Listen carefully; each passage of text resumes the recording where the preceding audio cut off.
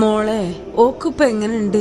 Surgery കഴിഞ്ഞുമ്മ ഇനി പേടിക്കാനില്ലെന്നാ doctor പറഞ്ഞത്. എന്നാലും എന്റെ പഠിച്ച തമ്പുരാനെ, ഈ ക്യാൻസറും വെച്ചോൾ ഇത്രയും കാലം നടന്നില്ലേ? ഈ ബ്രസ്റ്റ് ക്യാൻസർ എന്ന് പറഞ്ഞ വലിയ ലക്ഷണങ്ങളൊന്നും കാണിക്കൂല, പക്ഷെ നമ്മൾ വിചാരിച്ചാ ഉണ്ടോ എന്ന് കൊറേയൊക്കെ മനസ്സിലാക്കാൻ പറ്റും. അതെങ്ങനെ മോളെ? നമുക്ക് അതിനുള്ള പഠിപ്പും വിവരമൊന്നും ഇല്ലല്ലോ.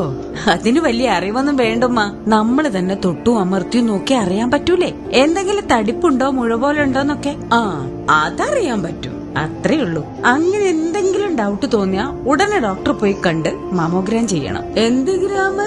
മാമോഗ്രാം. അതിന്ന് അറിയാൻ പറ്റും കാര്യങ്ങളൊക്കെ. ശാലിനിക്ക് ഈ ബുദ്ധി തോന്നിയില്ല, അതുകൊണ്ടല്ലേ 3ാമത്തെ സ്റ്റേജിൽ എത്തിപ്പോയത്. പടച്ച റബ്ബേ.